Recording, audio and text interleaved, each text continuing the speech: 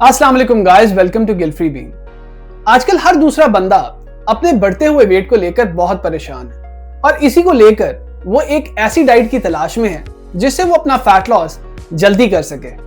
Crash diets, ketogenic diet, intermittent fasting और detox tea आजकल market में बहुत वायरल है, लेकिन साइंस कहती है कि हर डाइट के कुछ प्रोज होते हैं और कुछ कॉन्स होते हैं। आज इस वीडियो में मैं 7 फेमस डाइट्स और उनकी साइंस के बारे में बात करूंगा और साथ साथ ये भी डिस्कस करूंगा कि स्पेशली साउथ एशिया की वो फीमेल्स कैसे गलत डाइट्स और मुख्तलिफ ट्रेंड्स को फॉलो करके अपनी हेल्थ को खराब करती हैं। सबसे पहले हम एक चीज क्लियर करते हैं, वेट लॉस या फैट लॉस, ये दोनों चीजें बिल्कुल अलग हैं। जब आपकी बॉडी में वेट लॉस होता है तो इसका मतलब ये है कि आपका फैट, आपका मसल, आपका वाटर वेट सब लूज होता है और फैट लॉस के प्रोसेस में बॉडी में सिर्फ फैट लूज होता है और मसल्स प्रिजर्व रहते हैं। जब हम क्रैश डाइट्स करते हैं तो फैट के साथ साथ मसल भी लूज होता है और मेटाबॉलिज्म स्लो होता है और ये भी चांसेस होते हैं कि फैट दोबारा वापस आ जाए। इसलिए हम हर डाइट को फैट लॉस के पर्सपेक्टिव से समझेंगे। मेडिटेरेनियन डाइट, ये diet Mediterranean countries like Spain, Italy और ग्रीस से इंस्पायर्ड है। इस डाइट में फोकस किया जाता है व्हाइट मीट के ऊपर, जैसे कि फिश और चिकन को ज्यादा यूज किया जाता है। Fruits and vegetables, nuts and seeds, whole grains और ऑलिव ऑयल को भी यूज किया जाता है। इस डाइट में रेड मीट और प्रोसेस्ड फूड को अवॉइड किया जाता है। 2018 की रिसर्च ये कहती है कि मेडिटेरेनियन डाइट से हार्ट डिजीज का रिस्क 30% कम होता है। ये डाइट न्यूट्रिएंट रिच भी है और इससे फैट लॉस भी होता है, लॉन्ग टर्म सस्टेनेबल भी है। लेकिन प्रॉब्लम यह है कि साउथ एशिया में इट कुड बी एक्सपेंसिव, तो हर बंदा इसको फॉलो नहीं कर पाएगा। डैश डाइट, डैश का मतलब है dietary approaches to stop hypertension.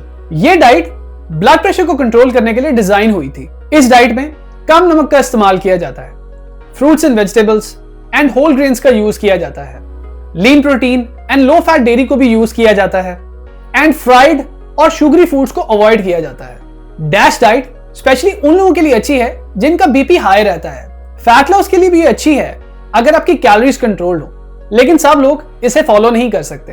अब बात करते हैं वेरी फेमस कीटो डाइट के बारे में। कीटो डाइट में कार्ब्स की कंजम्पशन बहुत कम होती है, almost 20 to 50 grams a day. Fat ज्यादा होता है और प्रोटीन बहुत मॉडरेट होता है। इससे आपकी बॉडी केटोसिस स्टेट में चली जाती है और फैट सोर्स को आपकी body as a energy use करती है। 2004 की स्टडीज ये कहती हैं कि अगर आप इस डाइट को 3 to 6 मंथ्स फॉलो करें तो आपका फैट लॉस बहुत फास्ट होता है। जिन लोगों को डायबिटीज है उनके लिए भी कीटो डाइट बहुत अच्छे से काम करती है। बहुत सारे लोग कीटो डाइट को ज्यादा लंबे अरसे के लिए सस्टेन नहीं कर सकते। कुछ लोगों को कॉन्स्टिपेशन की प्रॉब्लम होती है, बहुत सारे लोगों का हाई कोलेस्ट्रॉल भी होता है और कीटो डाइट को सही से फॉलो ना करने की वजह से लोगों का मसल मास भी लूज होता है। मेरे साथ भी ये प्रॉब्लम आई थी कि जब मैंने कीटो डाइट को फॉलो किया था तो आई लॉस्ट 16 किलो और मैंने अपना मसल मास मैसिवली लूज किया था इस डाइट। तो शॉर्ट टर्म के लिए तो ये ठीक है, आप इसे फॉलो कर सकते हैं और आपको रिजल्ट्स भी अच्छे मिलेंगे, लेकिन ये डाइट लॉन्ग टर्म के लिए ठीक नहीं है। Intermittent fasting, well intermittent fasting के बहुत सारे तरीके हैं, लेकिन एक तरीका जो कॉमनली यूज होता है वह है 16/8, यानी 16 hours of fasting window and 8 hours of eating window. Intermittent fasting flexible भी है और फैट लॉस भी नेचुरली हो जाता है। इससे इंसुलिन सेंसिटिविटी भी इंप्रूव होती है। इंटरमिटेंट फास्टिंग का सही फायदा तभी होता है जब आप क्लीन ईटिंग करें in your eating window. Problem वहां पर आती है जब आप ईटिंग विंडो के अंदर क्लीन ईटिंग की जगह जंक फूड खा लेते हो या वो वाला खाना खा लेते हो जो आपके लिए हेल्दी नहीं होता। वो फीमेल्स जो इंटरमिटेंट फास्टिंग को स्ट्रिक्टली फॉलो करती हैं और अपनी ईटिंग विंडो में सही खाना नहीं खाती, उसकी वजह से उनको पीरियड इररेगुलरिटी और फटीग का सामना करना पड़ता है। वो लोग जो अपनी रूटीन को मेंटेन कर सकते हैं, इंटरमिटेंट फास्टिंग उनके लिए ज्यादा अच्छे से काम कर सकती है। इमेजिन करें कि अपने लाइफस्टाइल के अंदर स्मॉल चेंजेस करने की वजह से आप विद इन 3 मंथ्स अपने आप का एक नया वर्जन डिस्कवर करते हैं। That's why I make these videos to promote health and productivity in our community, but for keep doing that I need your support. अगर आपको मेरे कंटेंट से कभी कोई वैल्यू मिली हो तो go to my channel Guilt Free Being and hit subscribe, and I'll promise you that I'll continue making these videos for you. Deal? Let's get back to the video. Plant-based diet. Plant-based diet में ज्यादातर fruits and vegetables, दालों का और nuts का इस्तेमाल होता है। Meet और डेयरी बहुत कम या ना होने के बराबर होती है। ये डाइट हाई इन फाइबर होती है और इससे गट हेल्थ भी इंप्रूव होती है। रिसर्चेस ये कहती हैं कि इस डाइट से आपका BMI और कोलेस्ट्रॉल भी लो होता है।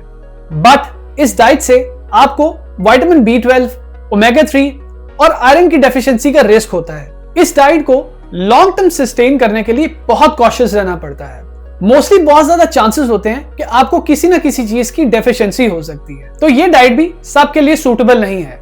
Carnivore diet. कार्निवोर एक एक्सट्रीम डाइट है जिसमें मीट और एनिमल प्रोडक्ट्स को खाया जाता है। इसमें zero carbohydrates, no fruits and no vegetables. Short term में इससे फैट लॉस बहुत फास्ट होता है। बहुत सारे लोगों के रिव्यूज हैं कि ये बॉडी में इन्फ्लेमेशन भी कम करता है।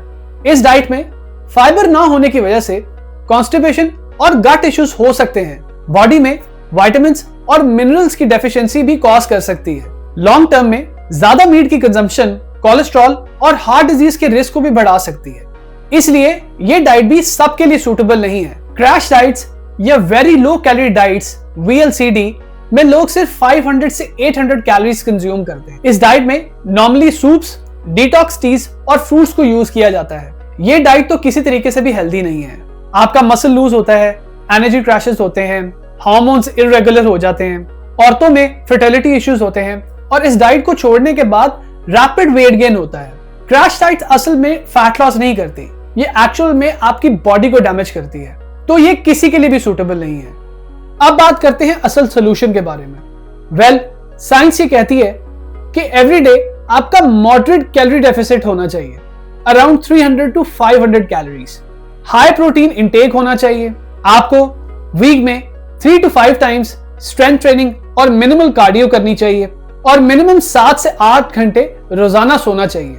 ये 4 मेन पिलर्स हैं जिससे आप फैट लॉस कर सकते हैं और इसे लॉन्ग टर्म फॉलो भी कर सकते हैं, और ये दोनों मेल और फीमेल के लिए हैं। हमारी सोसाइटी में फीमेल्स के ऊपर सबसे ज्यादा प्रेशर होता है अपने वेट को रिड्यूस करने का। सोशल मीडिया और शादी कल्चर की वजह से औरतों में डिटॉक्स टीज, स्टार्विंग और क्रैश डाइट्स बहुत कॉमन है।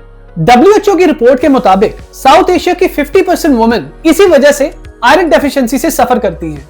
लॉन्ग टर्म डैमेजेस की बात की जाए तो औरतों में anaemia, fatigue, periods irregularity, fertility issues, skin dullness, hair fall, anxiety और डिप्रेशन जैसे सिम्टम्स देखे जाते हैं। तो फैट लॉस के चक्कर में अपनी हेल्थ को कॉम्प्रोमाइज करना बिगेस्ट मिस्टेक है। हर डाइट के अपने प्रोज एंड कॉन्स हैं, तो मैं तो यही कहूंगा कि slow and steady win the race. वो डाइट फॉलो करें जो सस्टेनेबल हो। क्रैश डाइट्स को अवॉइड करें, specially females. So that's all in this video. अगर आपको कोई क्वेश्चन हो तो you can ask me in the comment section. Deep dive in the sea, be guilt free. Bye for now.